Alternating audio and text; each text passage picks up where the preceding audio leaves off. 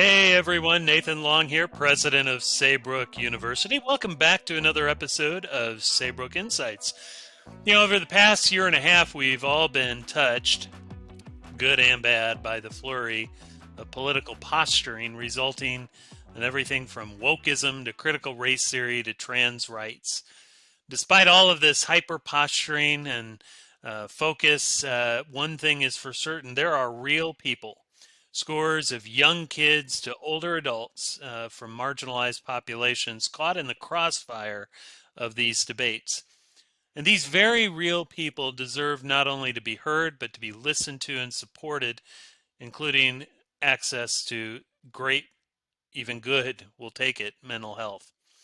Our mental health infrastructure, while increasingly better, still has a long way to go, from the dearth of black and brown psychotherapists to the increasing need for LGBTQIA plus therapists and mental health supporters.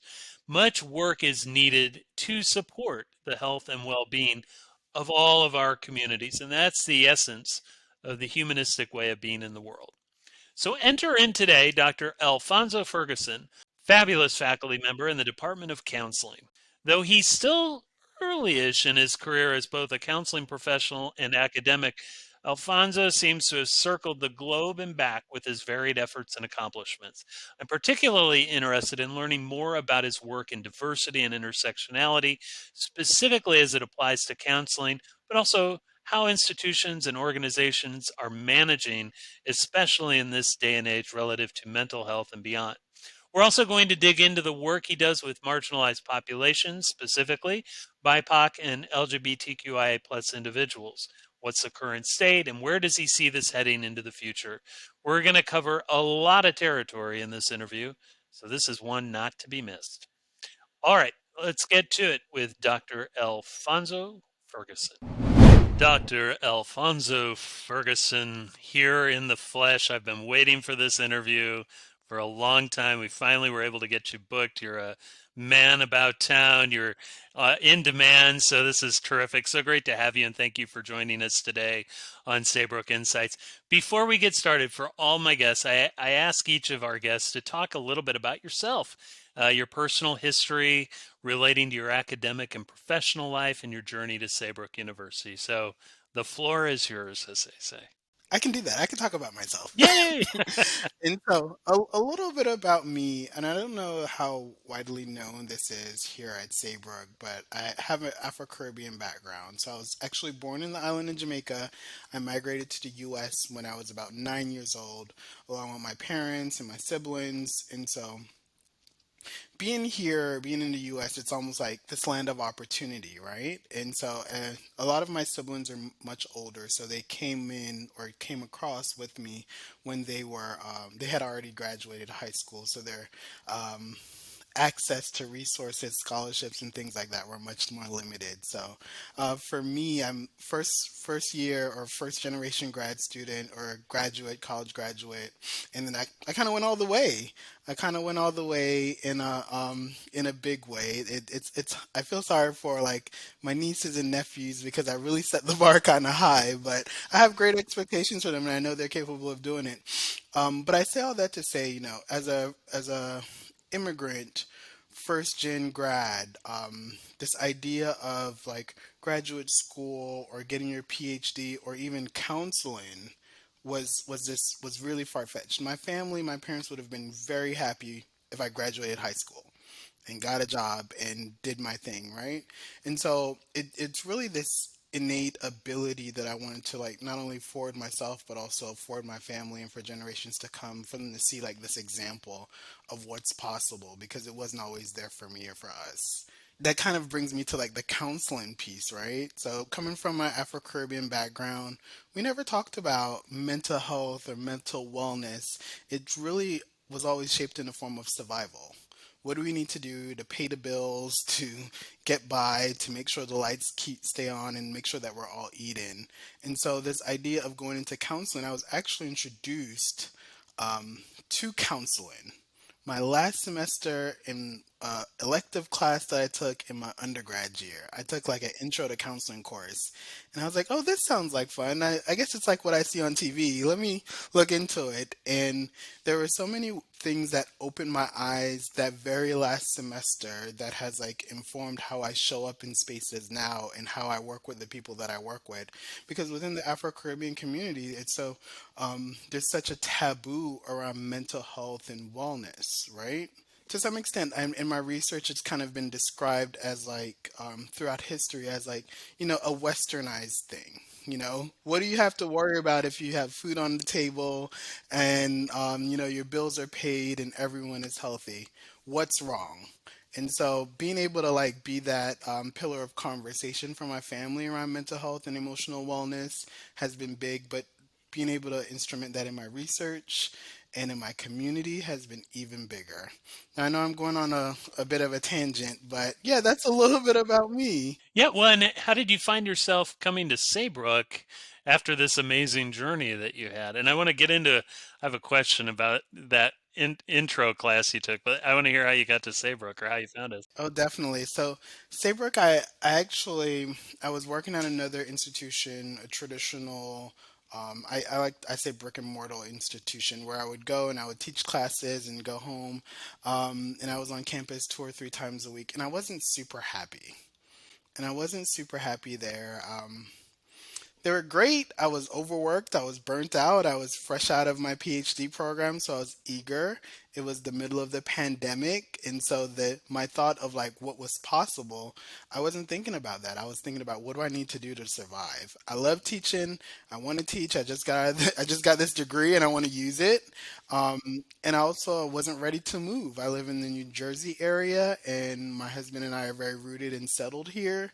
And so, I started applying for institutions in the area. So I taught at a school. Uh, Students were great, support was lacking a little bit.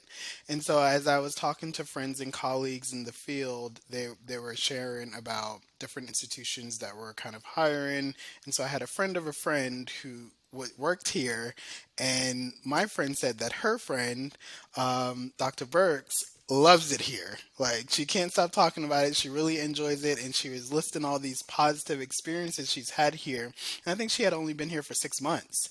So I met up with her at a conference, and I was like, "So what's the deal with Saybrook? Like, tell me more." And so the more she talked about it, I was like, "I need to apply today."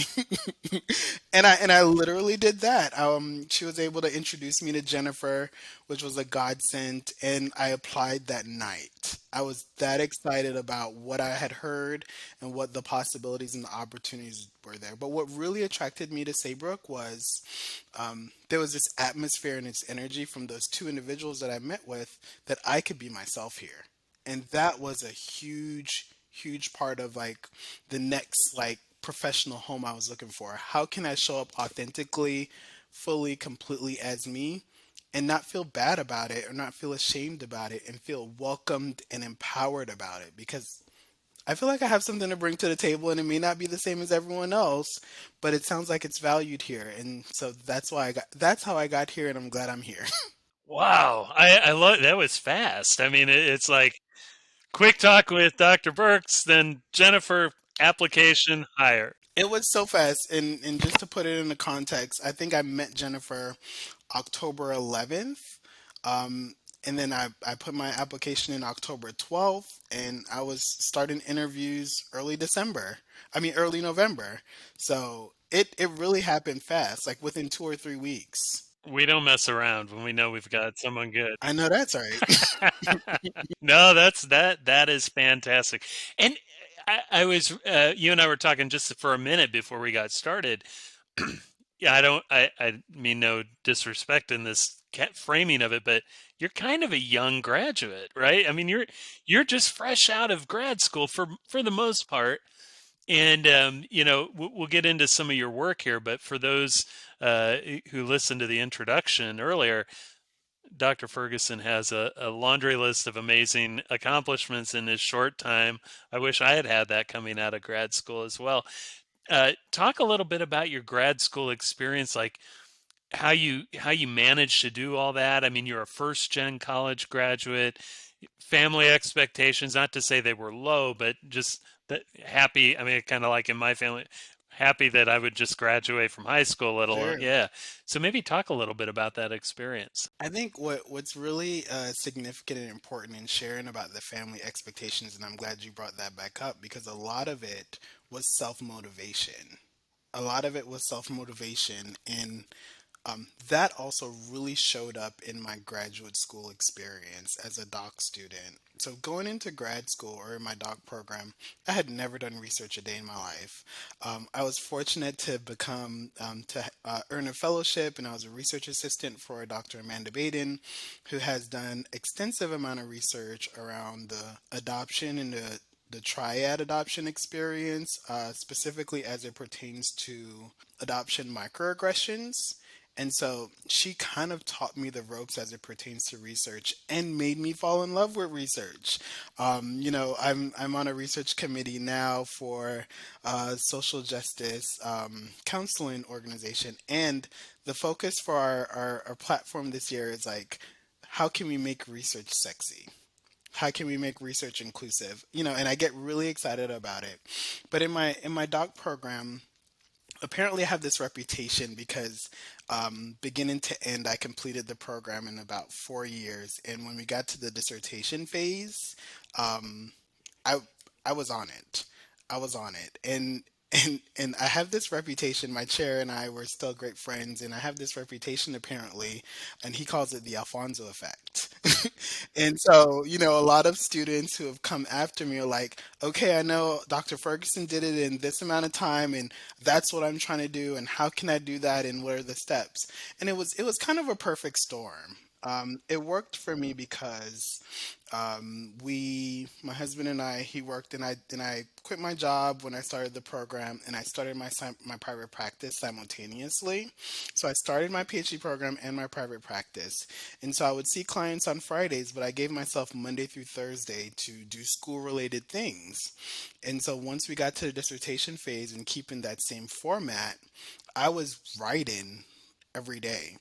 I talked to students who are in the program now and folks who have recently graduated, and I said what worked for me was I almost had like a 9 to 5 schedule, and I knew like my power hours, if you will, the moments where I was high energy, I was most focused, I was most productive, and that often happened between 8 a.m. and about 12 to 1 p.m. So Monday through Thursday, for those 5 hours or 6 hours, that's what I'm doing. I'm writing and I'm working on my dissertation. I had this thing where, and I think I also credit it a little bit to um, my anxiety. Right? There's a healthy form of amount of anxiety that I have that I'm like, okay, if this is on my plate, I need to do this, this, and this to get it off my plate, so I don't have to think about it anymore. And that's what worked for me. So, yeah, I have this reputation at Montclair of, at least this is how my past chair kind of named it or coined it, the Alfonso effect. That warms my heart to hear you talk about that. I think so often in graduate studies, students get caught right in this. Well, there's that effect, not the Alfonso effect, but the right the the let's talk about the most treacherous, horrible, how horrible the dissertation research experience is, and it's almost like that conversation or narrative is designed to dissuade people from achieving their dreams, as opposed to like you can do this, and and also it doesn't have to take 6 to 8 years, right, to do. And I think you're a testament to that fact. Granted, I mean, you had some opportunities to do it full time, but we have students who've completed a PhD in 3 to 4 years, and mapped it out just like you did. And I really appreciate you bringing that up. That's terrific. Yeah, I think it has everything to do with discipline and time management. That's fantastic, and I bet everyone was super surprised when you walked across that stage in 4 years with that PhD. That's pretty fabulous. So, you've got this really rich background. I want to talk a bit about So, and I'm sure we'll weave in and out of your clinical practice, your research, um, and then eventually get to your teaching pedagogy, your style in the classroom. Maybe before we do that, though, I'd like to, spend some time in an area that is also near and dear to my heart as I'm personally drawn to the topic. I have several family members who are out and, have been working with therapists who are exploring their own inner selves and how to show up in the world. And your area of work in this is really, in my view, just so important and timely. As you assess the landscape nationally right now relative to mental health for LGBTQIA populations, how would you kind of rate it and why, like at this moment in time? It's really hard to put a number on it. Uh, and partly because I think there are pockets of inclusivity and acceptability, and depending on the city, sometimes even the state you're in. But I know there are huge chunks of middle America where it's still not safe, or in the South where it's still not completely safe. And I think if I were to like call call to action anything, not necessarily rate, but focus in on, it's the as a nation, we still have a lot of work to do. Globally, we still have a ton of work to do. Um, and I think that it's really interesting. I was having this conversation with a client recently. I also recognize that living in the New York City area or region is a unique place to be, right? Especially for queer folks. And so I was having a conversation or having a session with a client a couple of days ago, and he was talking about like going outside of that New York City bubble and going south to South Carolina and the ways in which he has to survey like his safety as a queer out black man. It's like I'm looking, okay, I'm not seeing any other people of color. Okay, I'm not seeing any pride flags anywhere. So, can I hold hands with my husband right now? And if I can't, then what does that mean? And how do I navigate these spaces and ensure that I get out safely? And so when you think of things like that, you think of a lot of folks who are in these metropolitan cities who go home for the holidays or spend time at home or just don't go home at all. And they spend years apart from their family because of that lack of safety. So, as a whole, as a nation, we've made some progress. There's increased awareness, there's increased visibility. In some states, there's some protection for the LGBTQIA community, but in some states, there's no protection as it pertains to the workplace and discrimination. So there's still very much so work to do. And then, I don't want to go on a tangent, but then there's like policies in certain states that are like, the Don't Say Gay bill and things like that that are impacting the youth of tomorrow. So when we say that, we've come a long way with like Marriage Equality Act and things like that, we're we're as a society, we still have so much further to go, and there's people who are actively trying to undo some of that progress as we speak. Yeah, no, that's a really important point. I mean, right, the individuals who put that bill forward, now a law, say it doesn't say don't say gay. No, just about everything in it does. So, and to your point, it's rolling back. The trans young people in Texas, for example, are also severely impacted as well. Given the polarized national debate around this, right? I mean, what are, I know you don't have all the answers, but I know you've given a lot of thought to this, like whether it's gay or trans rights or effective advocacy, what can we do as a collective society, as individuals in our communities to do a better job for advocacy? And then I want to dive into that mental health piece, but kind of broadly speaking, what are your thoughts on that? So I did an interview a while back, and one of the biggest things that came up for me in that interview is how can we lead with love, right? I think oftentimes as a society, there's a hyper focus on what happens behind closed doors for people. But if we like not focus on that and focus on how can we love on each other, how can we be a support for each other, how can we? There's a proverbs, and I think this is in all community, but specifically I know in the black community, it's treat others how you would like to be treated. If we led by that, I wonder how much different the society would look and feel for people. I wonder how safety would look and feel differently for marginalized groups if we were just treating others how we would like to be treated or how we expected to be treated. Oh, what a great point. I mean, that golden rule though seems so hard for us to follow. Totally. It really does. Totally. But what a great point. If we could just get to that point in a broader fashion, that would be a beautiful thing indeed.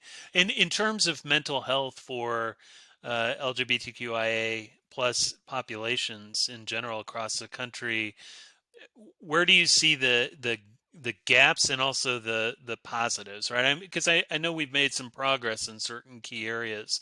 Where do you see that, and where has there been effective inroads made, and what should we be doing more of, especially in this mental health crisis we're experiencing? I think when I think about the mental health needs of the LGBTQIA community, I think of like the intentionality to create visibility and awareness.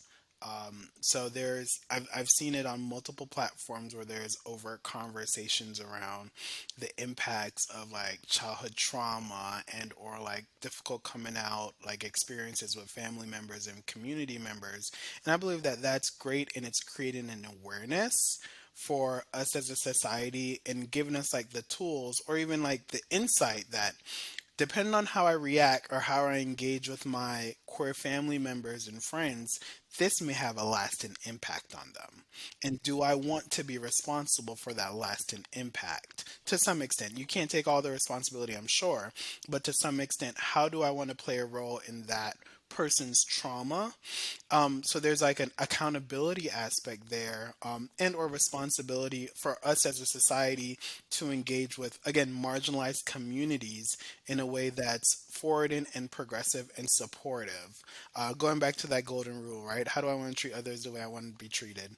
On the flip side, I'll stay there actually. There's also I've noticed, and I also recognize that I could be living in a bubble, but I noticed there's an increase interest and willingness to be culturally responsive in providing services to marginalized communities. I mean, I teach in the field experience course, so I've often, not often, but at times I've heard from students who are at like placement sites who are not super progressive. They're not focusing in on, they're not doing what they can to work with the LGBTQ community and create safety there. So it depends on the region, depends on the state, depends on the city, and also depends on the leadership within that institution. So I think there's a lot of progress in like awareness on what we can do and how we can support and increase visibility and understanding of the queer experience. But on the flip side, I think there's like still a very strong resistance to the queer community. Again, it depends on what that person is focusing in on. If we're focusing on how we can help one another and each other versus how we are different and how we try to create these barriers because we want to be more superior than others. And so there's also that element that's like fundamentally rooted in this country in like I don't think this is exactly applicable, but I think of like the classism, right? Being able to differentiate what makes me different or even better than you because I uphold these values or these identities and you don't. And I think that's an ongoing conversation within the queer community and how it impacts their mental health and emotional well-being. At its root, it feels like um, lack of belongingness. We all desire to belong and be a part of a community and be in community. But when there's like this clear segregation and separation because of your identity, then that also adds to or can contribute to the mental health implications and concerns. And that's oftentimes where you see queer folks are creating their own families or creating their own communities that are not like blood relatives because there's that safety and belongingness there. Yeah, no, what a great point. And I think you mentioned that along the way with the mental health work that's being done out there, a lot of really committed therapists doing the work, including yourself. How would you describe your clinical practice that you've created? want to hold on how you've built this amazing practice, but like in terms Okay. of working with LGBTQIA populations, like how does that manifest in terms of individualized work that you do with them on the mental health side? I'm all about it. And so just a little bit about my practice. So my organization is called Good Work and Company, and we're based in New York City, but we also have clinicians, mainly me, licensed in New Jersey as well as Florida. And we are rooted in providing culturally responsive counseling services to multiply marginalized individuals, specifically those of the BIPOC experience, as well as those who identify as queer and or LGBTQIA plus. And so there's an intentionality around creating a space for that population, because their needs are unique, and sometimes their needs are like very gray and very confusing and very complex. And so there's an intentionality in not only being equipped to work with that population, but creating a space for that population. And oftentimes how that has shown up for me is it shows up in my research, it shows up in my work, it shows up in my clients, but it also is very intentionally present in my marketing. I want those clients to know that when they go to my website or they go to my social media, that they see themselves there, that they see that like this is a space for you. And I don't know if oftentimes the queer community, and or the BIPOC community can see that in like the marketing or like just a representation when they go into a community service area. So it's such a vital point you raise in terms of that representation piece. It's true at almost any institution, right? I mean, I think one of the first questions I asked when I first started here at, um, or when I first started, the question that was asked of me is, Saybrook doesn't look like it has any black students anywhere. And yet we did, and yet none of our marketing materials reflected that alone. And so I can well imagine, especially in such a very tender space like mental health counseling, to know that you could walk in and be safe at least to explore is so vital. Be safe and be seen. Yeah, a really great point. You mentioned, that your work is also with the BIPOC population, and you've been doing some work in around mood disorders, psychosocial stressors. Can you talk a little bit? Because I think some of that dovetails into your research, if I'm not mistaken, as well. Absolutely. And I think so in my clinical training, post my master's degree, work in the field, I've worked in various spaces. So I've worked in an inpatient crisis unit, which is very interesting and exciting. I've worked in outpatient. I've done like in-home therapy where I've gone into families who are have open like ACS or Child Protective Services cases, and this is just one form of remediation and support. And so I've been in the home, outpatient, and in inpatient units. And so what I've really collected from those various experiences are, it is important to note that BIPOC community may show up or may experience depression and anxiety or other mood disorders in ways that aren't in alignment with the clinical diagnosis or showing up in the textbooks, right? And I think there's that cultural piece. And for example, oftentimes black and brown folks have this. Have been conditioned because I do think a part of it is learned, a part of it is survival, that they have to work through it.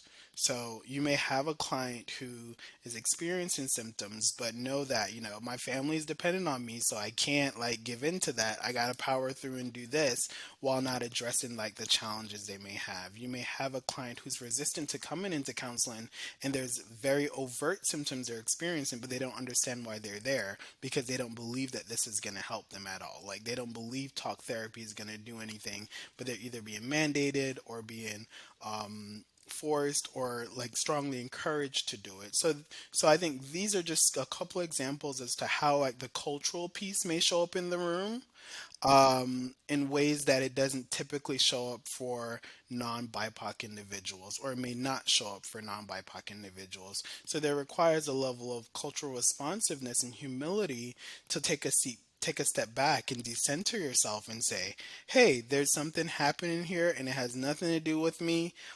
But how do I hold space for this person to make sure that they get the support that they're looking for? Really, really well put. Thank you for that.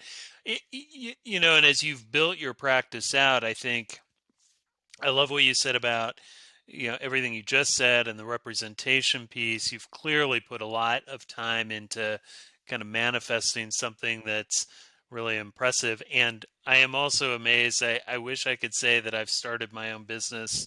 I never have, short of a failed lemonade stand when I was 7. So, and it failed. So, um, you've developed this what sounds like a thriving practice, and I think for a lot of our students, our grads out there, especially from counseling, those exploring that, what what went into its overall development? You've alluded to some things, and then given some of the challenges with like insurance and all that, there's all that stuff. What's been your overall experience and the challenges, the benefits, all that good stuff? Started my practice. I started in 2016, like I mentioned, when I started my PhD, and it was very necessary. I remember when I was working at a community agency, and I applied for my doc program, and I got in. And so as we got closer to the start date, the semester starting, I started to have termination conversations with my clients, and there was about a handful of clients that said, "You're going to continue to practice, right? Because I want to come find you. I want to go where you go." And I was working in Harlem at the time, and the population I was serving was about 95% black individuals in Harlem. Funny enough, we're in the center of Harlem, the mecca of the black community in New York City, and I was the only black male clinician there. I was of two black clinicians there, and we had a clinician or a staff of maybe 20. And so it was really interesting to see that. And so I had a I had a very thriving caseload, almost unhealthy. I had on the day I resigned, I had about 117 clients that I Oh, was seeing, some weekly, that's a some lot. biweekly. On a busy day, I was seeing upwards of like 14, 15 clients, Oh my gosh, right? that's a lot.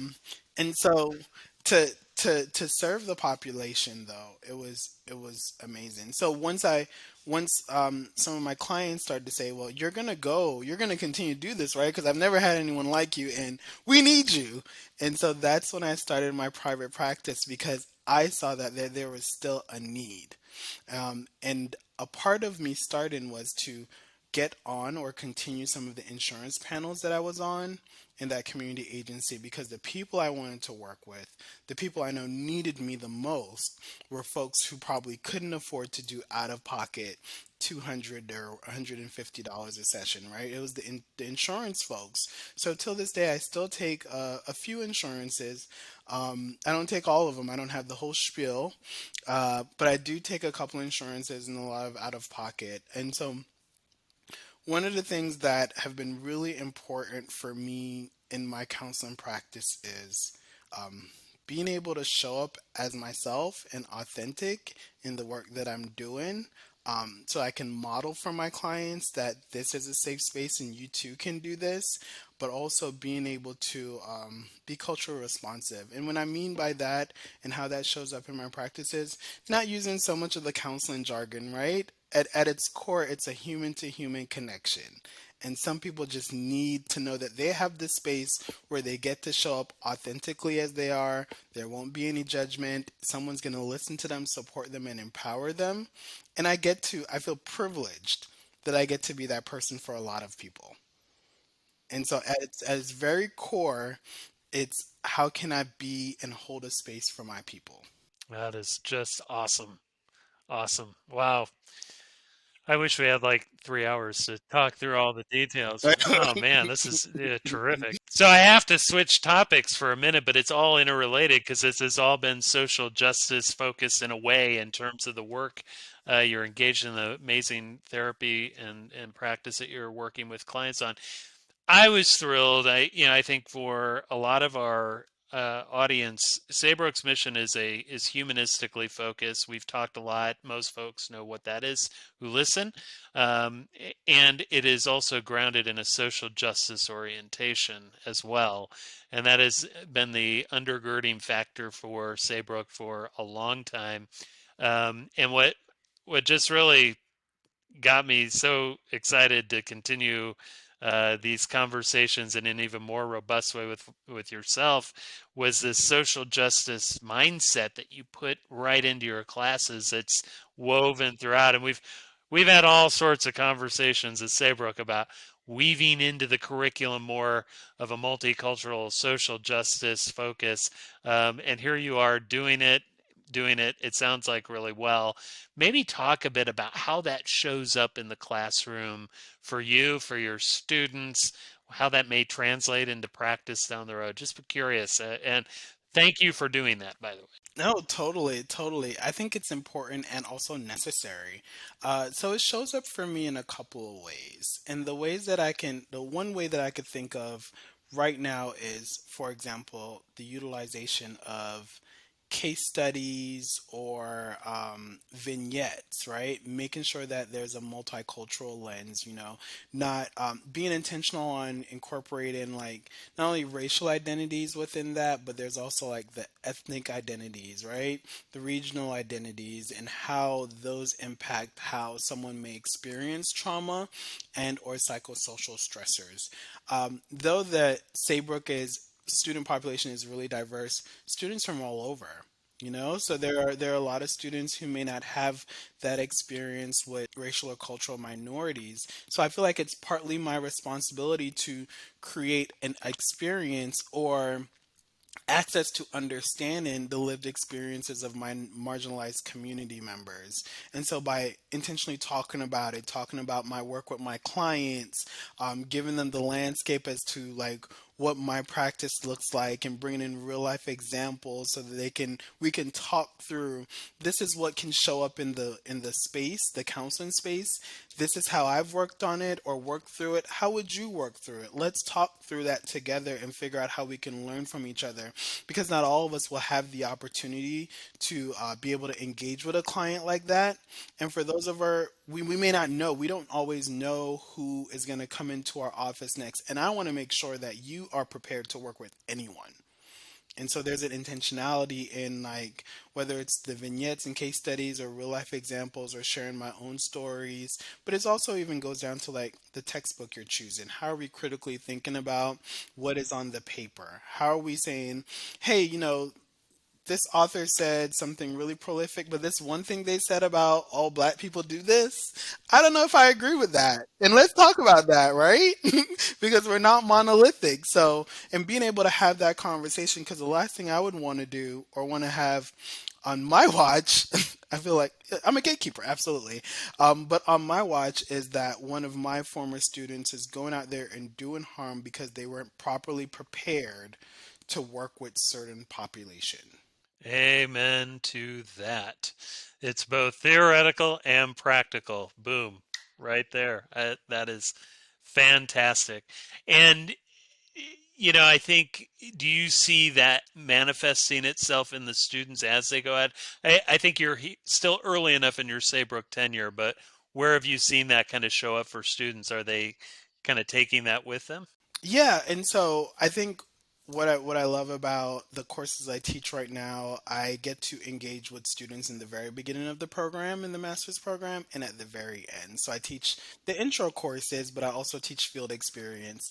And so I haven't had the privilege, if you will, because I'm still early in my tenure here, to see a student and be able to recognize like where they were in the beginning and where they are at the end.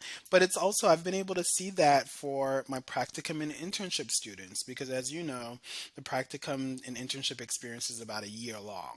So I've been able to see students, get in the field and work with folks and do case conceptualization and provide them with feedback and they come back the next semester and they're using that feedback or I'm seeing how other students are engaging with them and how they're all growing collectively based on like our supervision experience and the feedback we're getting here, but the feedback they're also getting in their clinical or their sites. And so I've been able to see that in a rich and real way, in an immediate way, that helps me to recognize that, okay, you're getting it. I feel good about you graduating this semester because you get it, and I'm proud of you. Yeah, yeah, no, that's wonderful. Well, I'm looking forward to hearing more the outcomes that we hope to see, but really, really fabulous that you're doing that. Note to faculty around the country, this is the way it gets done. So, yeah. So we're down to our last few minutes, and this is more of a rapid response kind of thing. So don't feel like you have to give it like in-depth thought, just kind of first of mind kind of things. So when you think about our counseling program, and it is really, for those of you who are listening, one of the finest, I am biased, but finest counseling programs in the country, truly outstanding faculty, great outcomes. Um, and as we attract students who come in, maybe what's one or two things that you would advise a student who's considering applying to the counseling program? So, a couple of things that come to mind is time management, the importance of figuring out your life, because your life doesn't stop because you're in school, right? So, figuring out setting yourself up in a way where you get to be in school, but you also get to live, because that can also reduce burnout. The other thing I think about is this program is going to challenge you. It's gonna, if you allow it, if you are open to it, it'll make you a better person and a great clinician. And it's going to be a lot of work. And it's going to be a lot of work. No two ways about it. So wonderful. All right. Number two. So far, we've had rock star answers, and I am confident yours will be no less rock star in scope. No pressure. No pressure. No pressure. What does the term humanistic mean to you? So, humanistic means to me, and I think I hinted at this earlier, because it's an embodiment. It's like, how do we share and engage with people in a way where we're equal? It's really at its core a heart to heart connection. It's like being able to empower people to be them authentic selves while also modeling what it looks like to be your authentic self in all spaces or most spaces. Okay, so that's an A plus with extra credit because you added some context to it. That was pretty fabulous. Yeah, you passed that gauntlet. So the third gauntlet, you've got it. You're almost there. So remember for Saybrook, we like to kind of practicalize things. That's not a real word, but to make things kind of applied to a person's individual life. And with everything that's going on out there in the world, and with the wisdom that you've gained in your own life, your therapeutic work, your research, what are three things that someone can do to impact or affect positively their mental, emotional, and or physical well-being? So immediately what came to mind, and I talk to my students about this and my friends, everyone about this all the time, set boundaries. Set boundaries with the people in your life, the new people, old people, but also with yourself. And what I immediately think about when I think about setting boundaries with yourself is, when do you stop working? When do you turn on, turn off? A lot of folks work from home, and what some of the boundaries I have is I don't work on weekends. And that's a boundary I set with my students. And I will get to your email 9 a.m. First thing Monday morning, I got you. But if it comes in after 5 on Fridays, I'm out. I'm out of office. So set boundaries. I also think of physical exercise or activities and the importance of that, not only for your physical health, but also for your mental health. That ability to have that release is really important. That the mindfulness of exercising is a huge thing for me. The third thing I think about is build community. Build community, and I guess it's twofold: build community and be in community, because community is important. Like, we like to believe that we exist in a silo and we can do it all by ourselves, but people need people. And there's nothing wrong with needing people and needing community. An inspiring 45 minutes. I wish it could have been longer. You are outstanding. We're lucky to have you here at Saybrook, Dr. Ferguson. Dr. Ferguson, could you tell the audience where can they find you on the interwebs? Maybe make use of your practice or find the greatest, latest work you're doing. Of course, of course. So you can find me on Most social media platforms, specifically, you can find me on LinkedIn at Alfonso Ferguson, all the letters, PhD, LMHC, LPC, all the things. You can find me there, but you can also find me on Instagram at Alfonso Ferguson, LMHC, or you can find my private practice, Good Work, and the Instagram handle is at This Is Good Work. And our website for Good Work is thisisgoodwork.com. And Good Work is spelled GOODWERK. Master marketer, awesome faculty member. Really, really lucky to have you here today. Thank you so much. Thank you for having me. This has been great. Well, we did it again. We had a fabulous interview with Alfonso. Thank you, Dr. Ferguson. Really terrific learning so much from you. I hope you enjoyed Dr. Ferguson as much as I did. Remember his three major takeaways, and I just love these. Set boundaries with people in your life and with yourself. When do you stop working? Turn that on, and when do you turn it off?